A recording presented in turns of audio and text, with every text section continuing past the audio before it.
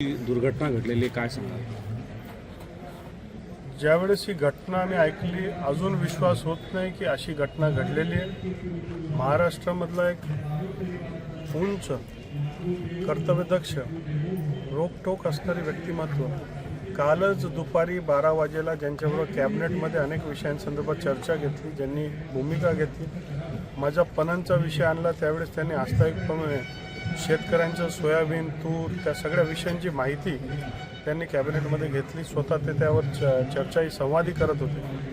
आणि आज सकाळी आम्ही रेल्वेतनं उतरल्यावर ही बातमी ऐकल्यानंतर मनाला विश्वास होत नाही की महाराष्ट्राची एवढी मोठी राजकीय सामाजिक हानी, एक काम करणारा करता नेता आपल्यातनं अचानकपणे निघून गेल्यामुळे अजून आम्ही सारेजण धक्क्यामध्ये. माझं जीवनामध्ये मी फर्स्ट इयर कॉलेजला ज्यावेळेस सिम्बॉयसिसला ॲडमिशन घेतलं त्यावेळेस बारामती हॉस्टेलला राहण्यासाठी मी ॲडमिशन घेतलं. त्याची इंटरव्ह्यू श्री अजितदादांनी घेतली. त्या दिवसापासून आमदार, विरोधी पक्षातला आमदार, मंत्री वगैरे हा सगळा प्रवास आणि सभागृहामध्ये ज्यावेळेस विधानसभा चालायची त्यांच्या मागे मी बसायचो. तर सतत त्यांच्या अनुभवाचा, त्यांच्या गप्पांचा, त्यांच्या अनेक गोष्टींचा लाभ हा आमच्यासारख्या युवकांना मिळत राहायचा.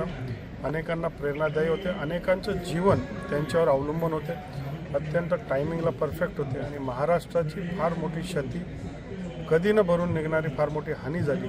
अजून देखील मनाला विश्वास होत नाही की दुर्दैवी घटना घडली.